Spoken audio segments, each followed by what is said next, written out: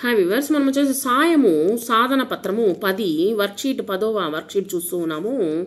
సాయము అనేటువంటి పాఠంలోనిది. ఇక్కడ కొన్ని క్వశ్చన్లు ఇవ్వడం జరిగింది, వాటికి ఆన్సర్లు చూద్దాము. రవి దినచర్య ఎలా మొదలవుతుంది? రవికి పక్షులు అంటే చాలా ఇష్టము. వాటి మధురమైనటువంటి కిలకిల రావాలు వినడం అంటే మరీ ఇష్టము. రవి నిద్రలేవగానే కిటికీ దగ్గరకు వచ్చి నిలబడతాడు. అక్కడ ఉన్నటువంటి పక్షులను చూస్తూ వాటి ధ్వనులను వింటూ తన యొక్క దినచర్యని మొదలెడతాడు. పిచ్చుకను రక్షించడానికి రవి ఏం చేశాడు? పిచ్చుకను రక్షించడానికి రవి విద్యుత్ ఆఫీస్కు లోపలికి వెళ్ళాడు. వెళ్ళి అక్కడ కుర్చీలో కూర్చున్నటువంటి వ్యక్తితో, సార్ మీరు కొద్దిసేపు కరెంటు ఆపివేస్తే ఆ పిచ్చుక బతుకుతుందండి అన్నాడు.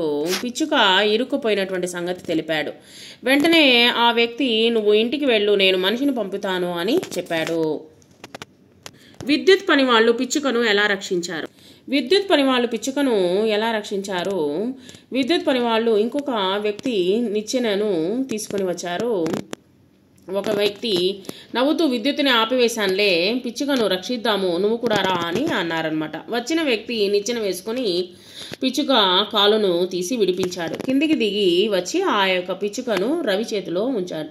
కాసేపు తర్వాత అది గాల్లోకి ఎగిరింది. ఈ విధంగా పిచ్చుకను రవి రక్షించాడు.